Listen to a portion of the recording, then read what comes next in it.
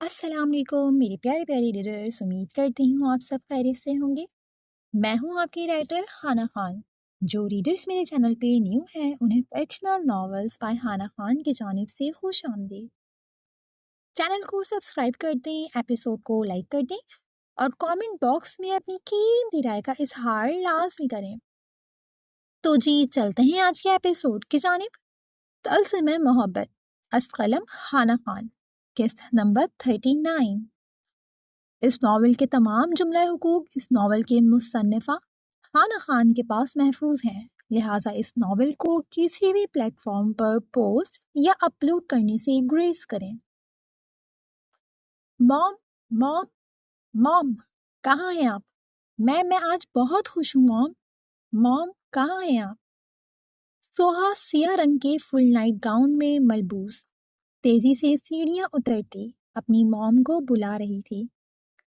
उसकी खुशी का अंदाजा इस वक्त उसके चेहरे से ही लगाया जा सकता था, जबकि छोटी सी डाइनिंग टेबल पर बैठे गुलजमान खटक और उनकी बहू रुकैया खटक यानी कि सोहा की माँ ने चौंकते हुए सोहा का ये अंदाज देखा।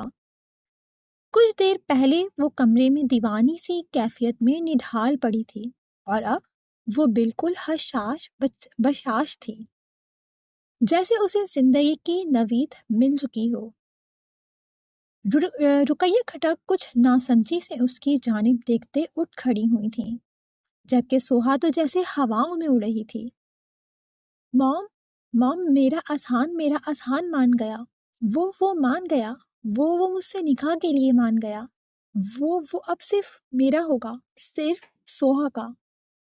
सोहा तेजी से आगे बढ़ते रुकैया खटक के सीने से जा लगी, जबकि रुकैया खटक समेत उनके ससुर गुलजमान खटक के चेहरे पर सोहा की बात सुनते ही सख्ती से दुड़ाई थी। क्या बकवास कर रही है ये बहू? होश में है तुम्हारी बेटी? गुलजमान ने सामने पड़ी खाने की प्लेट को एक झटके से पीछे की जानिब धकेला था, जिसके टकराने के बायस उसके साथ ही रखा जग और गिलास लड़खड़ाते हुए छन्नाके की आवाज से जमीन बोस हुआ था, जिस पे रुकैया खटक के साथ साथ सोहा भी चीखते हुए कई कदम पीछे हटे थे। बाबा! रुकैया खटक ने संजीदगी से उनकी जानिब देखा। क्या बकवास की है मैंने? यही ना कि अजहान मुझसे शादी करने के लिए राजी हो गया है। इसमें कौन सा तूफान आ गया है? सोहा भी गुलजमान खटक की तरह दबा दबा सा गुर्राई। समझाओ इस बेहया को, गैरत मर गई है इसकी। अपने बेगुनाह बाप को भरे जरके में गुनहगार साबित करने वाले सरदार के बेटे की बीवी बनेगी।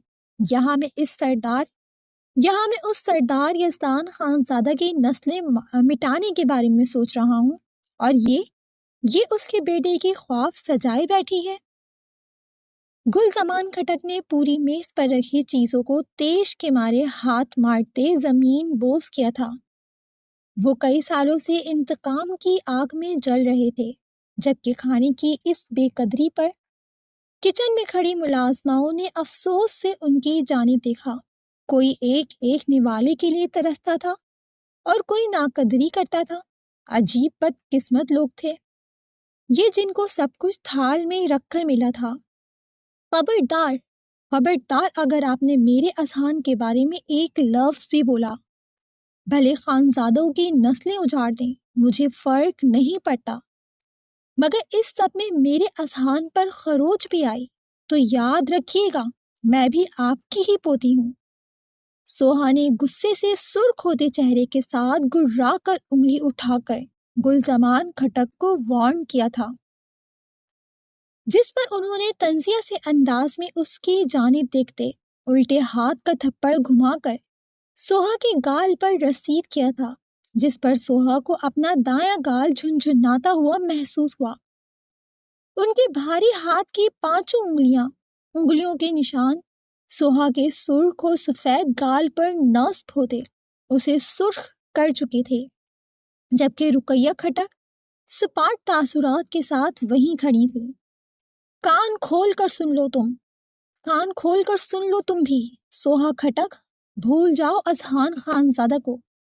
میں ایسے شخص کے بیٹے کو کبھی اپنا داماد قبول نہیں کروں گا جس نے میرے ساتھ ناانصافی کی، میرے بیٹے کو مجرم ثابت کیا۔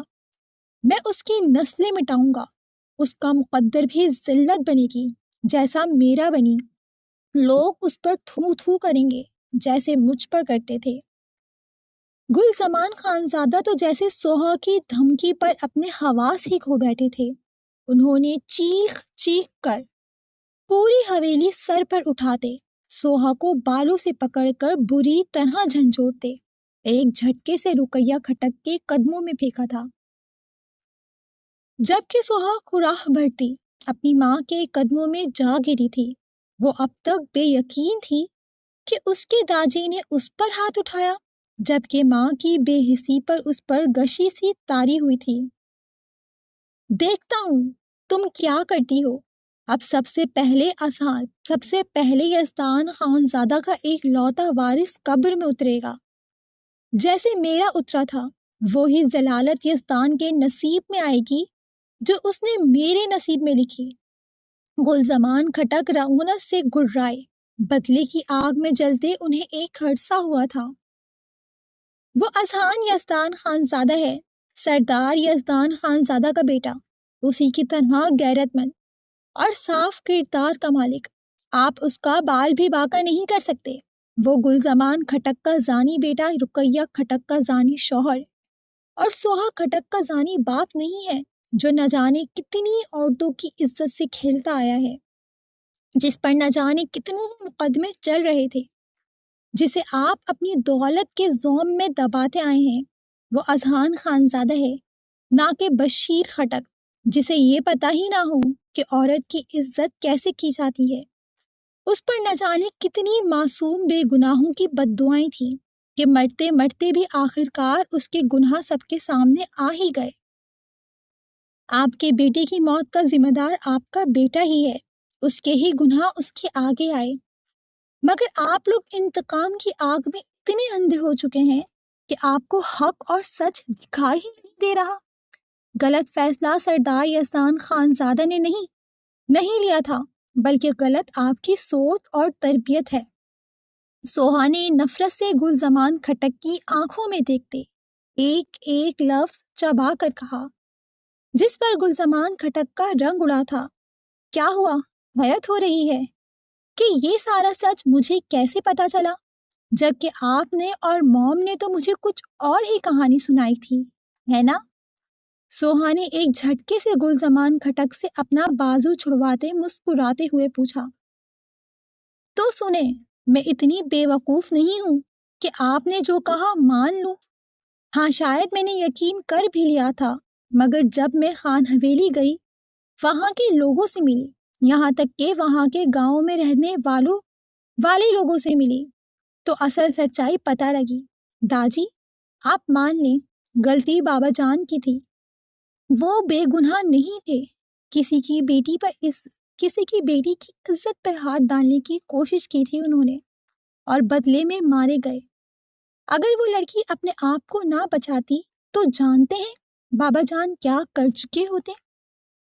سوہا جو شروع میں تلخی سے کہہ رہی تھی، آخر میں گلزمان کھٹک کا ہاتھ تھامتے التجائیہ لہجے میں کھویا ہوئی، جس پر گلزمان کھٹک ایک جھٹکے میں اپنا ہاتھ چھڑوا چکے تھے۔ جھوٹ جھوٹ جھوٹ! میرا بیٹا بے قصور تھا۔ میرے بے قصور اور معصوم بیٹے کو گنہگار جان بوجھ کر ثابت کیا گیا تھا۔ تب تو تم اپنی ماں کے پیٹ میں تھی، جانتی ہی نہ تھی کہ کیسی کیسی مصیبتیں ہم نے جھیلی ہیں۔ میرے بشیر کی ماں بھی بیٹے کی موت کا صدمہ برداشت نہ کر سکی اور خالق حقیقی سے جا ملی، اور پھر اس کے بعد مجھے انصاف کے نام پر جرگے میں گھسیٹا گیا۔ میں کہہ رہا تھا کہ یہ قتل ہے، میرا بیٹا بے قصور مارا گیا ہے، مگر یزدان خانزادہ نے ایک ہی بات کہی کہ یہ دفاع تھا، قتل نہیں۔ گلزمان کھٹک نے اپنی نم ہوتی آنکھوں کو صاف کرتے اذیت سے کہتے کچھ توقف لیا۔ جوان بیٹا اپنے ہاتھوں سے قبر میں دفنایا تھا، کہاں آسان تھا ان کے لیے ایسا کرنا۔ جبکہ رقیہ کھٹک کی آنکھوں میں بھی محبوب شوہر کو سوچتے آنسو سے چمکے تھے۔ وہ بھی منہ پر دوپٹہ رکھ کر پھوٹ پھوٹ کر رو دی، جبکہ سوہا نے بے بسی سے ان دونوں کی جانب دیکھا۔ اسی ایک غلط فیصلے نے میرے بیٹے کو مجرم بنا دیا اور قاتل کو بے گناہ۔ صرف یہی نہیں، میری زمینیں بھی جرمانے کے نام پر اسی قاتلہ کے قدموں میں ڈال دی گئیں۔ اس سردار کے ایک غلط فیصلے کی وجہ سے ہی وہ لوگ بھی جن کی ہمارے سامنے زبانیں نہیں کھلتی تھیں، انہوں نے بھی ہمیں ذلیل کیا، ہمیں تانے تشنے دیے گئے، لوگوں نے ہم سے قطع تعلق کر لیا، ہمارے غم میں بھی کسی نے شرکت نہیں کی۔ میرا جوان بیٹا مرا تھا، میری نسلوں کا امین، میری نسل اجڑی تھی، اور ہمیں انصاف کے نام پر کیا ملا؟ رسوائی، ذلت۔ تم اسے انصاف کہتی ہو؟ یہ ذلت تھی۔ ہمیں در بدر ہونا پڑا۔ کس کے لیے؟ تمہارے لیے، تاکہ تمہیں بہتر مستقبل مل سکے۔ اور اب تم چاہتی ہو کہ میں اسی دھوکے باز یزدان خانزادہ کے خون کو اپنا داماد بناؤں؟ اب کے گلزمان کھٹک غصے سے بری طرح گر رہے تھے، آنکھوں میں انتقام خون بن کر اترا تھا، جبکہ سوہا نے لرزتے ہوئے کانوں پر ہاتھ رکھا تھا۔ سمجھاؤ بہو اسے کہ یہ میرے بدلے کے بیچ نہیں آئے، ورنہ جو کام سالوں پہلے تم نے نہیں کیا وہ میں کر دوں گا۔ ایسی اولاد ہونے سے بہتر ہے کہ میں اس کا قتل کر دوں۔ دشمن کے بیٹے سے دل لگائے گی، جس کے باپ کی وجہ سے ہم پر تھو تھو ہوئی، ہمیں در بدر ہونا پڑا۔ میرے بے گناہ بیٹے کو قصوروار ٹھہرایا گیا، جبکہ وہ قاتلہ آج بھی آباد ہے۔ اب کے گلزمان نے کھڑے ہوتے اپنی چادر جھٹکتے تنبیہ نظروں سے رقیہ کھٹک کی جانب دیکھا۔ ان کی نظروں میں صاف واضح تھا کہ سوہا کو سمجھایا جائے، ورنہ ان کی نظر میں سوہا کے لیے بھی کوئی رعایت نہیں تھی، جس پر رقیہ کھٹک سر ہلاتی ایک جھٹکے سے سوہا کو بازو سے پکڑتی، کھڑا کرتے اسے گھسیٹتے ہوئے اوپر جاتی سیڑھیوں کی جانب بڑھ گئیں۔ آپ بھی کان کھول کر سن لیں، اذہان صرف میرا ہے، صرف میرا۔ اگر اسے ایک آنچ بھی آئی تو آپ پچھتائیں گے، بہت پچھتائیں گے۔ سوہا سن ہوتے اعصابوں کے ساتھ بری طرح چیختی چلاتی رقیہ کھٹک کے ساتھ کھینچتی چلی گئی، جبکہ گلزمان کھٹک چہرے پر مکرو سی مسکراہٹ سجائے اپنی پشت پر ہاتھ باندھے مسکرا دیے۔ کیا کچھ نہ تھا اس مسکراہٹ میں، بدلہ، نقصان اور بربادی۔ تو پھر سچ بتائیں، بالکل سچ، بسام نے اپنے لہجے میں گھلتے خمار پر قابو پاتے اس بار بھی سختی سے کہا، جس پر انہا نے ایک نظر بسام کے خوبرو چہرے کو دیکھتے اپنے خشک ہوتے لبوں پر زبان پھیرتے خود میں ماضی کے اذیت ناک پنوں کو پلٹنے کی ہمت مجتمع کی۔ میرا اصل نام ماریا ہے، ماریا مارکوف۔ میرا تعلق جارجیا سے ہے، میں ایک کرسچن ہوں۔ ارہا نے تھوک نکلتے ایک چور نظر بسام پر ڈالی، جس کے ماتھے پر یکلت بلوں کا جال بچھا تھا، جس پر ارہا کی آنکھوں میں نمی سی تیری۔ آگے؟ بسام نے اب کے کچھ سختی سے کہا، جس پر ارہا نے سسکی لی۔ اسے یقین تھا وہ سچ سن کر اسے چھوڑ دے گا۔ میں اپنی چھوٹی سی فیملی کے ساتھ جارجیا کے ایک چھوٹے سے علاقے میں رہتی تھی۔ میرے ڈیڈ ڈرگ ایڈکٹ تھے، جس کے باعث گھر میں روز ہی جھگڑے ہوتے تھے۔ میری مام خود جاب کرتی تھی، مجھے گھر سے نکلنے کی اجازت نہیں تھی، کچھ میرے ڈیڈ کی وجہ سے اور کچھ میرے بھائی ایڈرن کی بری صحبتوں کی وجہ سے۔ اس کے دوست عیاش قسم کے تھے، یہی وجہ تھی کہ مام مجھے چھپا کر رکھتی تھی۔ مگر ایک دن سب بدل گیا، وہ دن میری زندگی کا کرس دن تھا۔ ارہا نے کہتے کہتے ہچکی لی تھی، جس پر اسے سنجیدگی سے سنتے بسام نے پانی کا گلاس سائڈ ٹیبل سے اٹھاتے ارہا کی جانب بڑھاتے اس کے لبوں سے لگایا، جس پر ارہا نے شکایتی نظروں سے اس کی جانب دیکھا۔ آگے؟ بسام نے اسے بولنے کے لیے مزید اکسایا، لہجے میں اب بھی نرمی نہیں تھی، जिस पर इरहा रो पड़ी। मुझसे ऐसे बात मत करें। इरहा ने बिसाम की जानिब सिरकते उसके सीने से लगते शिकवा किया, जिस पर बिसाम ने होठ दबाते मुस्कुराहट जब्त की। आगे अब भी एक लफ्ज़ी जवाब बिसाम की जानिब से सुनते इरहा ने सिसकी लेते हिम्मत बांधी। वो दिन हमारी जिंदगी का कर्ज दिन था। मैं और मम्मी बहुत खुश थे।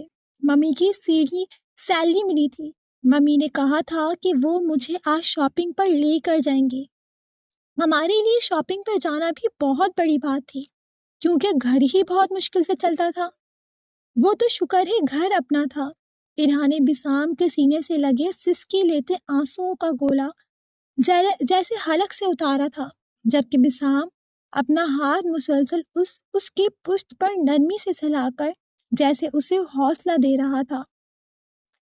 इससे पहले मैं या मम्मी घर से बाहर जाते कि डैड आ गए। उन्होंने मम्मी को बहुत मारा। वो नशे में थे। मैं सहमी सी एक कोने में खड़ी थी। एक बार पहले भी ऐसा हुआ था, मगर मम्मी ने डैड के खिलाफ पुलिस में कंप्लेन कर दी थी, जिस पर वो काफी अरसे से वहां सजा काट रहे थे और इसी दिन छूट कर आए थे। फिर मम्मी के लाख एहतजाज के बाद भी उन्होंने मम्मी से सारे पैसे छीन लिए। ये तो जैसे हमारे लिए आम सी बात थी।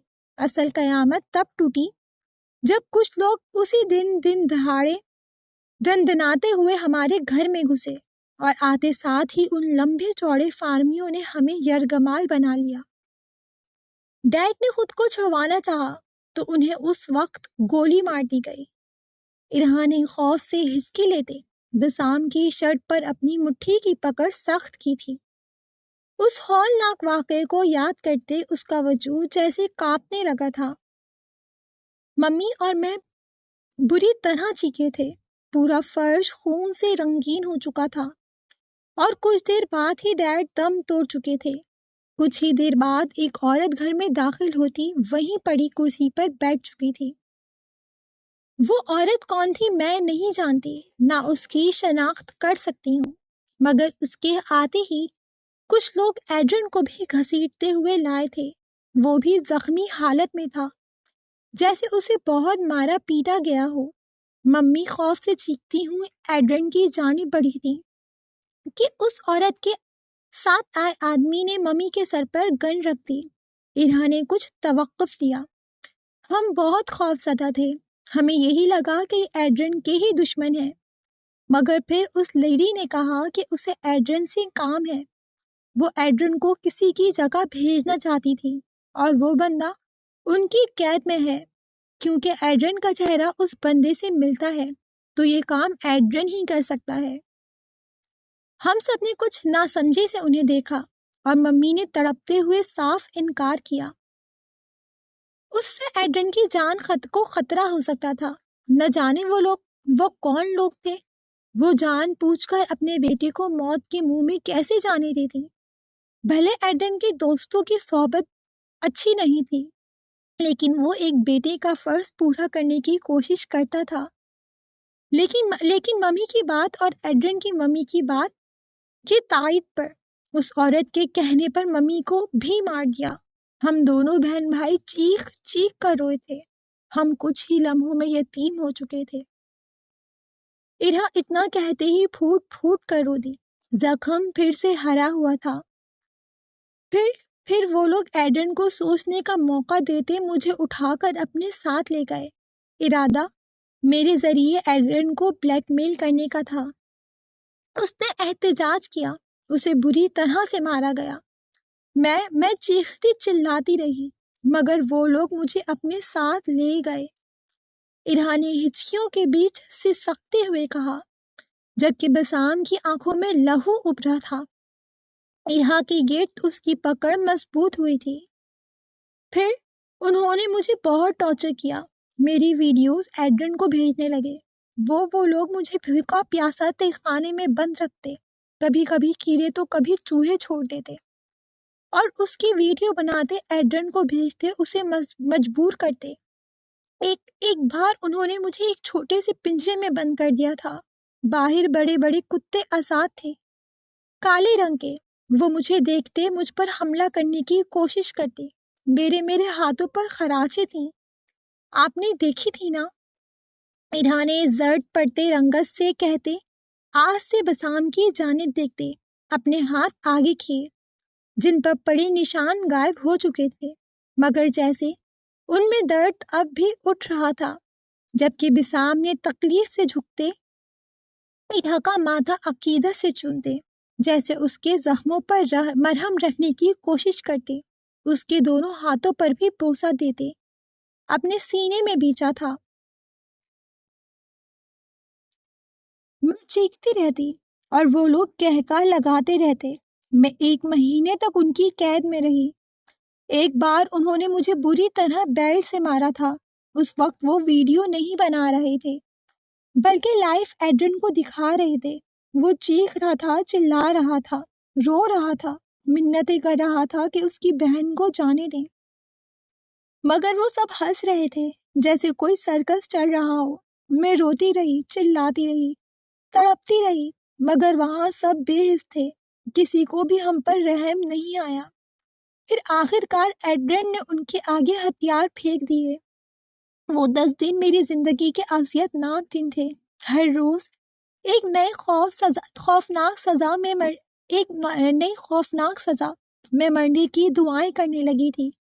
سب کچھ دردناک تھا، پھر سب ٹھیک ہو گیا، مگر یہ بھی صرف چند دن کے لیے ہی تھا۔ جب بھی ایڈرن انہیں کسی کام سے منع کرتا تو اسے مینٹلی اور مجھے جسمانی ٹارچر کیا جاتا۔ میں مرنے والی ہو چکی تھی، لیکن اس رات وہ فرشتہ بن کر آئی تھی۔ اور روتے روتے اچانک سے ارہا کا چہرہ چمکا، جس پر بسام نے کے چہرے پر ناسمجھی کی لکیریں پھیلی۔ کون؟ بسام کے لبوں نے آہستہ سے جنبش کی، جس پر ارہا نے سسکی لی۔ مجھے نہیں معلوم، اس کا چہرہ نہیں دکھ رہا تھا، بلکہ وہ پوری طرح ماسک اور کوٹ میں چھپی تھی، مگر میں نے اس کی آواز سنی تھی۔ وہ لڑکی تھی، اس نے مجھے وہاں سے نکالا تھا، اور پھر روڈ پر لاتے میرے سر پر گن رکھتے کہا، اس راستے پر سیدھی بھاگتے جاؤ، رکنا مت، ورنہ گولی مار دوں گی۔ اور میں نے ایسا ہی کیا۔ پھر تم میری گاڑی سے ٹکرا گئیں، ایسا ہی ہے نا؟ بسام نے ارہا کی بات کاٹتے پرسوس سے انداز میں کہا، جس پر جہاں ارہا نے اسبات میں سر ہلایا، وہیں بسام نے گہری سانس لی۔ مطلب ارہا کو اس کے پاس بھیجا گیا تھا، مگر سوال یہ تھا ایسا کرنے والا تھا کون؟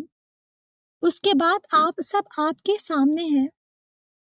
ارہا نے ہچکی لیتے اپنے آنسوؤں سے بھیگا چہرہ بسام کے کرتے پر مسلا تھا، جس پر بسام کے لبوں پر مسکراہٹ بکھری۔ تم نے پھر مجھ سے ہوش میں آنے کے بعد جھوٹ کیوں بولا؟ بسام نے ماتھے پر بر لیے ارہا کے سر کو گھورا، جس پر ارہا نے لب کچلے۔ مجھے لگا آپ میری بات کا یقین نہیں کریں گے اور مجھے واپس ان لوگوں کے حوالے کر دیں گے۔ تبھی میں نے ماں اور بہن کی کہانی سنائی تھی آپ کو، ارہا نے خفگی بھرے لہجے میں کہا، جس پر بسام نے نفی میں سر ہلایا۔ تمہاری عمر کیا ہے؟ کچھ سوچتے ہوئے بسام نے سنجیدگی سے پوچھا۔ 17۔ ارہا کی جانب سے یک لفظی جواب کچھ ہچکچاتے ہوئے آیا تھا، جبکہ بسام کو تو جیسے کرنٹ لگا تھا۔ اس نے بے یقینی سے ارہا کی جانب دیکھا۔ او گاڈ ارہا، تم نے یہاں بھی مجھ سے جھوٹ بولا۔ تم جانتی بھی ہو چائلڈ میرج غیر قانونی ہے۔ بسام نے اپنا سر پکڑتے اب کے سخت لہجے میں کہا۔ وہ خود 30 سال کا تھا اور اس کی بیوی 17 سال کی بچی تھی۔ بسام کا دل کیا اپنا سر دیوار پر دے مارے۔ وہ خود سردار تھا، جو خود چھوٹی عمر میں بچیوں کی شادی کے خلاف تھا، اور یہاں تو کہانی ہی الگ تھی۔ تو میں کیا کرتی اگر میں اس وقت آپ سے کہتی کہ میری عمر 16 سال ہے، آپ مجھ سے شادی کرتے؟ نہیں نا۔ اور ممی نے کہا تھا مسلمان بہت اچھے ہوتے ہیں، وہ اپنی عورتوں کے محافظ ہوتے ہیں۔ اگر آپ مسلم نہ ہوتے تو میں کبھی ایسا نہ کرتی۔ مگر مجھے اپنی حفاظت کے لیے ایسا کرنا پڑا۔ ارہا اب کے کچھ شرمندہ تھی، جبکہ بسام نے اسے اوپر سے نیچے تک ایسے دیکھا جیسے واقعی یقین کرنا چاہ رہا ہو کہ وہ واقعی 17 برس کی ہے، کیونکہ وہ دیکھنے میں 22-23 سال کی لڑکی لگتی تھی۔ جبکہ ارہا بسام کے ایسے دیکھنے پر خوف سے سرخ پڑی تھی اور تیزی سے اس کی آنکھوں پر ہاتھ رکھ چکی تھی، جس پر بسام بھی اپنی بے اختیاری میں کی گئی حرکت پر جھیپ سا گیا تھا۔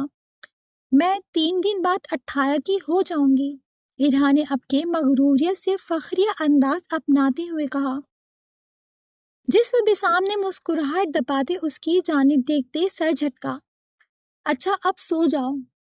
بسام نے مسکراتے ہوئے ارہا کا سر تکیے پر رکھا، جس پر اگلے ہی پل اپنا سر اٹھا کر بسام کے سینے پر رکھ چکی تھی، جیسے وہ ارہا کا کمفرٹ زون ہو۔ آپ مجھے چھوڑیں گے تو نہیں نا؟ دل میں پنپتے خوف کو ارہا نے زبان پر لاتے پریشانی سے سر اٹھاتے بسام کی جانب دیکھتے اٹکتے ہوئے پوچھا، جس پر بسام کے ماتھوں پر بلوں کا جال بچھا۔ میں تمہیں اتنا بےغیرت لگتا ہوں؟ بسام کے الٹا سوال پوچھنے پر ارہا نفی میں سر ہلاتے مسکراتے ہوئے پھر سے بسام کے سینے پر سر رکھتے آنکھیں مونتے اس کے گرد گرفت مضبوط کر چکی تھی، جبکہ بسام سر جھٹکتے ارہا کے سلکی بالوں میں انگلیاں چلانے لگا تاکہ وہ جلد سو جائے۔ جبکہ بسام کی سوچوں کا رخ اب کسی اور جانب تھا۔ وہ لوگ کون تھے جنہوں نے ارہا کو یرغمال بنایا تھا؟ اور پھر ایڈرن، وہ کون تھا اور کہاں تھا؟ سب سے بڑا سوال کہ ارہا کو بسام کے پاس کیا پلاننگ کے تحت پہنچایا گیا تھا؟ سوال بہت مگر جواب نادر۔ کہانی تو جیسے مزید الجھتی جا رہی تھی۔ شایان جو بڑے مزے سے سیٹھی کی دھن پر گانا گنگناتا ہوا کوریڈور سے گزر رہا تھا، ایک دم سے کسی کے ٹانگ اڑانے پر منہ کے بل گرتے ہی کراہ اٹھا تھا، جبکہ جیسے ہی اس نے پیچھے مڑ کر اس حرکت کو انجام دینے والے کو دیکھا تو حور خوار نظروں سے کمر پر ہاتھ رکھے اسے گھور رہی تھی۔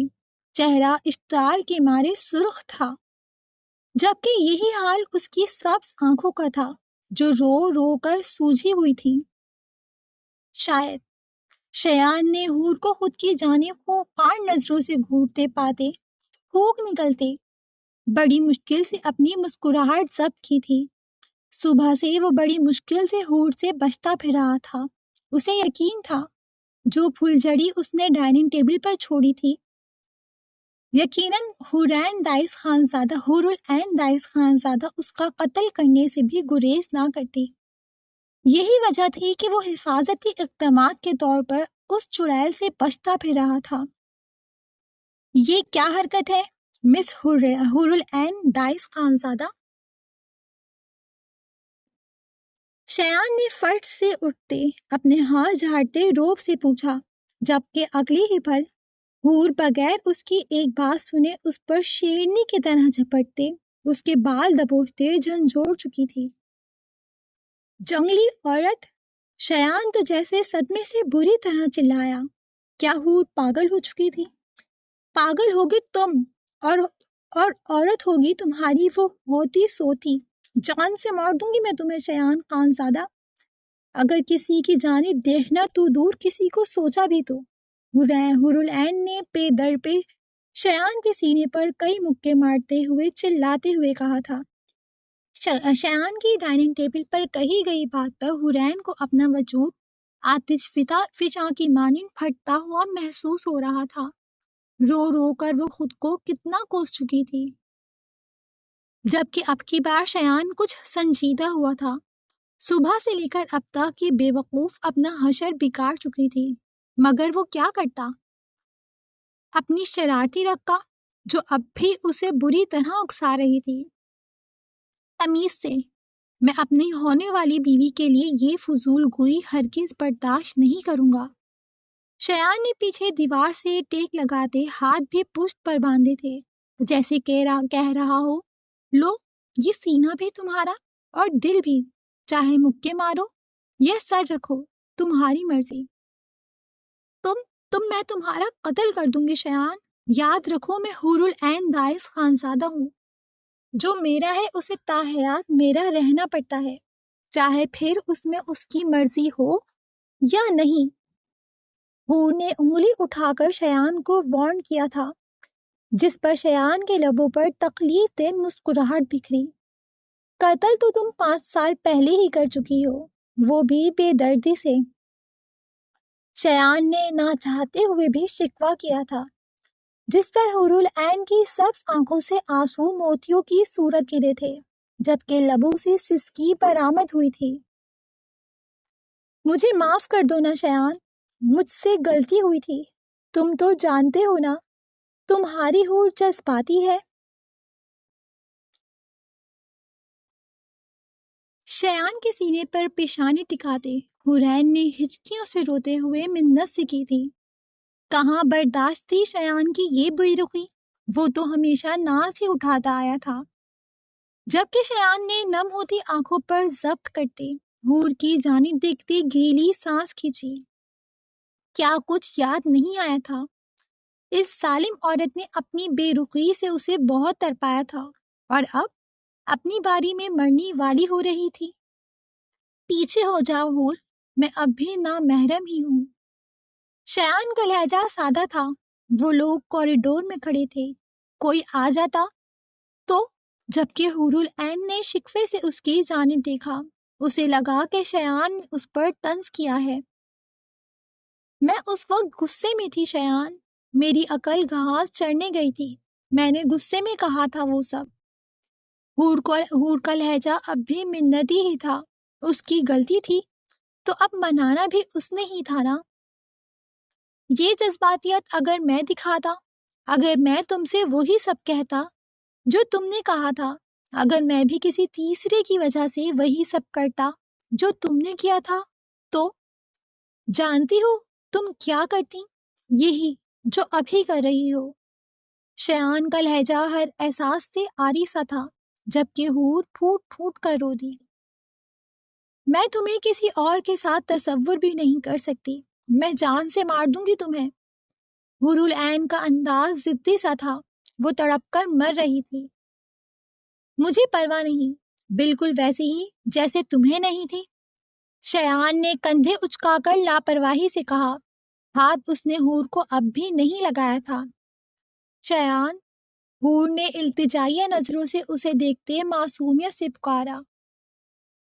جانتی ہو حور، تم نے کہا تھا میں تمہارے قابل ہی نہیں ہوں، تم مجھ جیسے سیلفش شخص کو ڈیزرو نہیں کرتی، تم ایسا شخص ڈیزرو کرتی ہو جس کے لیے تم اور تمہارے رشتے اہمیت رکھتے ہو۔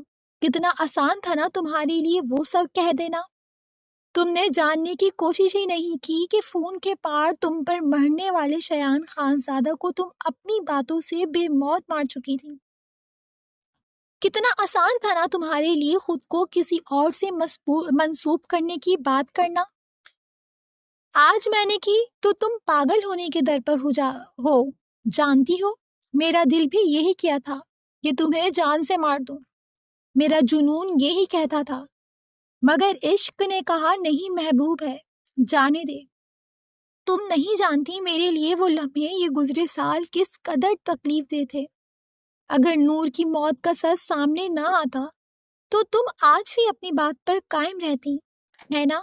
شیان نے اذیت سے کہتے سوالیہ نظروں سے حور کی جانب دیکھا، جس پر وہ روتے ہوئے شرمندگی سے نظریں جھکا چکی تھی، جس پر شیان نم سا ہنس دیا۔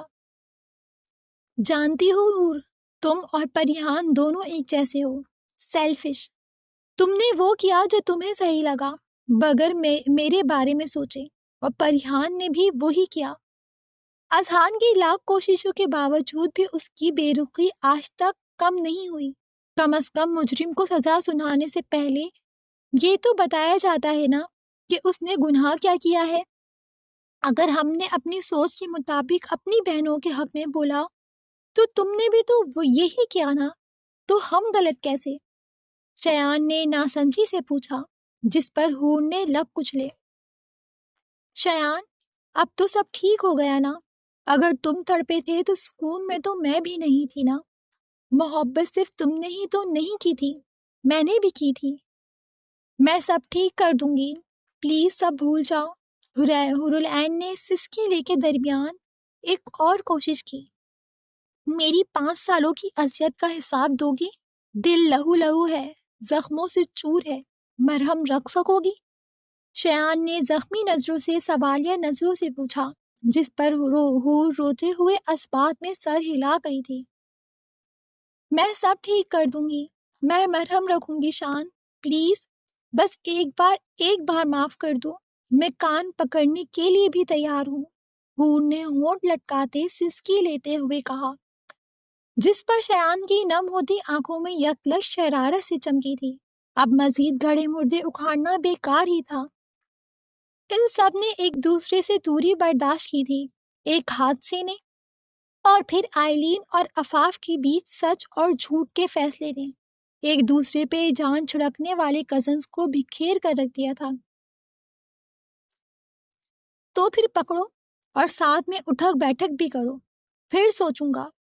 شیان نے کندھے اچکاتے شانے بے نیازی سے آنکھوں میں ڈھیروں شرارت لیے، ہونٹوں پر مچلتی مسکراہٹ ضبط کرتے لہجے کو سنجیدہ رکھنے کی پوری کوشش کرتے ہوئے کہا، جبکہ حورالعین نے آنکھوں کو بڑا کیے حیرانگی سے اس کی جانب دیکھا. تم سچ میں چاہتے ہو کہ میں کان پکڑ کر اٹھک بیٹھک کروں؟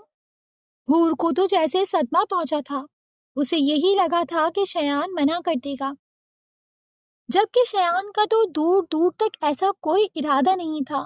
وہ بڑے مزے سے سر اسبات کی صورت ہلا چکا تھا. جلدی کرو، میں لیٹ ہو رہا ہوں. معافی چاہیے نا؟ تو شاباش، جلدی کرو. شیان نے آنکھیں گھماتے اسے اٹھک بیٹھک کرنے کا اشارہ کیا کہ اپنی سزا مکمل کرو، جس پر حورالعین نے منہ بناتے کان پکڑتے اٹھک بیٹھک شروع کی تھی. اور شیان مزے سے دیوار سے ٹیک لگائے کھڑا گن رہا تھا. اس کا ماننا تھا کہ جس طرح آج کے دور میں مرد اور عورت کو برابری کا درجہ ملتا ہے تو سزا بھی برابری کی ملے. اگر جو یہی حرکت شیان نے حور کے ساتھ کی ہوتی تو وہ اس سے ناک رگڑوا کے معافی منگواتی اور سب مزے سے اس کی ہاں میں ہاں ملاتے. اس نے تو پھر بھی کم سزا دی تھی. شیان نے سوچتے ہوئے کندھے اچکائے. 1 2 3 4. آؤچ. وہ جو مزے سے آنکھیں گھماتے سینے پر ہاتھ باندھے حورالعین کو اٹھک بیٹھک کرتے گن رہا تھا، اچانک سے اڑتی ہوئی چپل اپنے کندھوں پہ پڑتے دیکھ کر ایک دم سے چیخا، جبکہ حورالعین بھی ہڑبڑا کر اٹھی تھی. سامنے ہی زیان غصے میں کھڑا شیان کو گھور رہا تھا. بدتمیز، گدھے، بے شرم انسان، شرم آ رہی ہے؟ یہ کیا حرکت ہے؟ زیان نے آگے بڑھ کر شیان کو لنتھن کرتے شرم دلانے کی کوشش کی تھی، جس پر شیان نے منہ بنایا تھا. لیکن اس سے پہلے کہ زیان رکھ کر ایک زناٹے دار تھپڑ شیان کے منہ پر جڑتا کہ حورالعین نے تیزی سے آ کر اس کا ہاتھ تھاما تھا اور ایسے ڈھال بن کر شیان کے سامنے کھڑی ہوئی جیسے لمبا چوڑا شیان اس کے پیچھے چھپ جائے گا، جس پر شیان نے اپنی ہنسی ضبط کی تھی. بابا، اس کی غلطی نہیں ہے، میں خود ہی کر رہی تھی. حور نے منمناتے ہوئے زیان کو دیکھا. اتنی مشکل سے تو شیان مانا تھا، پھر خفا ہو جاتا تو؟ جبکہ زیان نے نفی میں سر ہلایا. خبردار، اس 2 نمبر شخص کے پیچھے اوٹ پٹانگ حرکتیں کی، اس کی ٹانگیں توڑ دوں گا اور تم منہ توڑ دوں گا اگر آئندہ میری بیٹی کو تنگ کیا تو.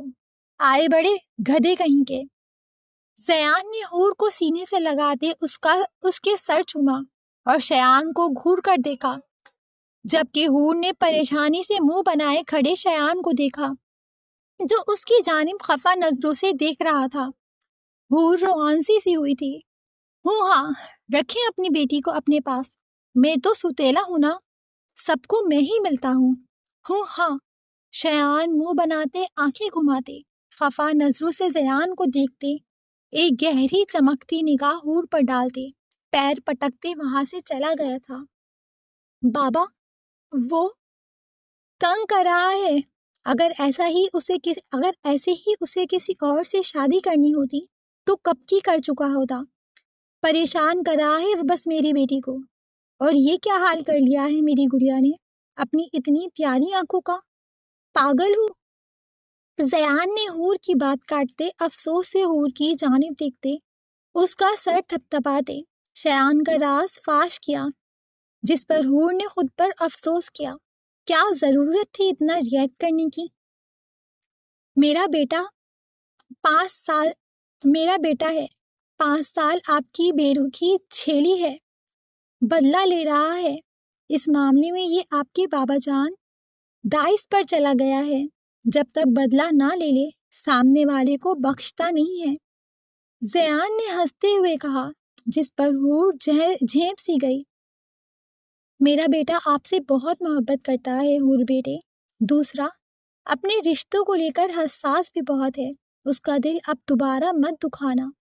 میں بار بار اپنے بیٹے کو ٹوٹا بکھرا نہیں دیکھ سکتا۔ آپ کے زیان نے نرم مگر سنجیدہ لہجے میں کہا، جس پر حورالعین سر ہلاتے زیان کے سینے سے لگتے آنکھیں مون چکی تھی۔ وہ واقعی شرمندہ تھی۔ اس کے دل نے بھی تو اسے کوسا تھا۔ وہ خود کون سا سکون میں تھی، جبکہ زیان نے اس کا سر تھپتھپاتے سکون کا سانس لیا تھا۔ آخرکار بیٹے کے جلتے تڑپتے دل کو بھی کچھ آرام ملا تھا۔ زیان کے لیے یہی بہت تھا، جبکہ کچھ دور ہی پلر کے پیچھے کھڑا شیان نم سا مسکراتے مسرور سے انداز میں آنکھیں مون چکا تھا۔ امید کرتی ہوں ہر ایپیسوڈ کی طرح آپ کو یہ ایپیسوڈ بھی پسند آیا ہوگا۔ جلدی چینل کو سبسکرائب کر دیں، ایپیسوڈ کو لائک کر دیں اور کمنٹ باکس میں اپنا آج کا پسندیدہ ڈائلاگ، سین یا کردار لازمی مینشن کریں۔ اب آپ سے ملاقات ہوگی اگلے ایپیسوڈ کے ساتھ۔ تب تک کے لیے خوش رہیں، آباد رہیں، ہنستے مسکراتے رہیں اور اپنی رائٹر کو دعاؤں میں یاد رکھیں۔ اللہ حافظ۔